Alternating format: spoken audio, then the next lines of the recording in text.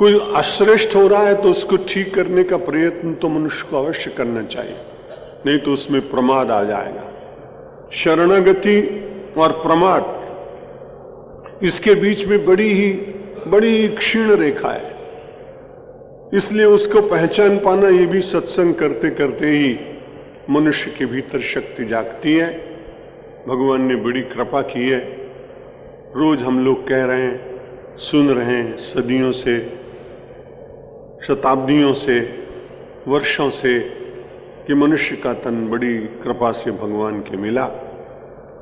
भगवान ने जो शारीरिक अवयव दिए हैं वे सचमुच इतने मूल्यवान हैं कि आप कल्पना नहीं कर सकते। जब मैं पहली बार अमेरिका गया था तो समाचार पत्र में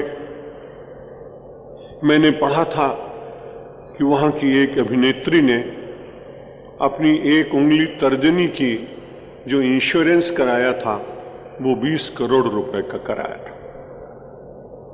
मैंने पूछा, भाई कि उंगली का ये 20 करोड़ का इतना बड़ा इंश्योरेंस?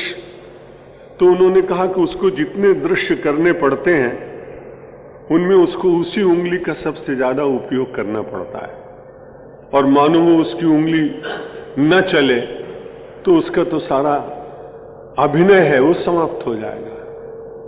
मैंने मन में विचार किया कि आदमी की एक उंगली की कीमत अगर 20 करोड़ हो, आंख की लगाओ, कान की लगाओ, नासिका की लगाओ, मुख की लगाओ, जिह्वा की लगाओ, आमाशय की लगाओ, चरणों की लगाओ, उंगलियों की लगाओ, तो एक एक आदमी अगर विचार करके देखे तो कम से कम 5-5 अरब रुपए की कीमत मार्केट वैल्यू है आपकी।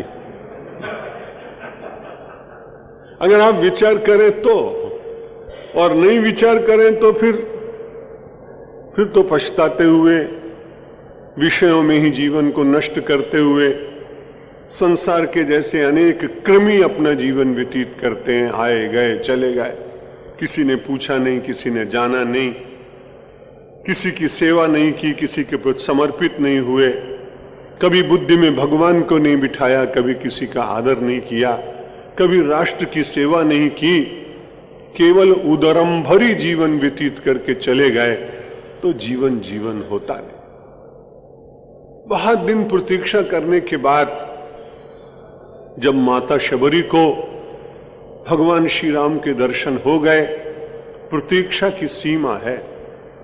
संसार में कोई भक्त इतनी प्रतीक्षा कर सकेगा लगता नहीं। विचार करिए कि तरुणाई में जिसके केश कृष्ण वर्ण के थे, जिसके मुख पर ब्रह्मचर्य का और साधना का ओज और तेज था, जिसके चरणों में हिरण की कुलाचें थीं, जिसकी भुजाओं में अर्जुन की शक्ति थी, जिसके नेत्रों में तेज था, वो इतनी प्रतीक्षा करते करते करते उसके सारे केश रजतमय हो गए, चांदी जैसे चमकने लगे, शरीर में झुर्रियां पड़ गई, शरीर यष्टि झुक गई। लेकिन प्रतीक्षा समाप्त नहीं हुई है। राम आएंगे, राम मिलेंगे, राम के दर्शन होंगे। अपनी साधना पर विश्वास नहीं है कि मिलेंगे। जब उससे कोई पूछता कि आप तक नहीं मिले तो आप क्या मिलेंगे? अब तो तेरे जाने की तैयारी है थोड़े दिन के बाद, तुझे कैसे विश्वास है कि वो मिलेंगे? मेरी साधना और मेरी प्रतीक्षा पर मेरा विश्वास नहीं है। मेरे गुरु मतंग ने कहा था, बेटा मरने से पहले तुझे राम जरूर मिलेंगे, इसलिए मेरे अपने गुरु के वचनों पर विश्वास। और मतंग ऋषि की वो बात सत्य निकली। भगवान के दर्शन हुए। दर्शन होने के बाद भगवान ने कहा, सारा प्रसंग आपको मालूम है, बेर कितनी बार खाए, क्या हुआ, लेकिन भगवान से मांगती क्या है? वो अध्यात्म रामायण का ही है वो श्लोक। वहां तक मैं पहुंच नहीं पाऊंगा क्योंकि अब मैं तो रोज सुनूंगा और बोलूंगा बहुत कम। इसलिए वो कहती है कि महाराज मेरी तो एक ही इच्छा है कि त्वत्पाद पद्मार्पित चित्त वृत्ति त्वन्नाम संगीत कथा सुवाणी त्वद्भक्त सेवा निरतौ करौ में त्वदंग संगम लभताम मदंगम। सुंदर श्लोक है। वो कहती बड़ी कृपा की भगवान, दर्शन हो गए और कुछ पाने की इच्छा नहीं है, क्योंकि जिसके दर्शन आपके हो जाए वो पाने की इच्छा करता ही नहीं।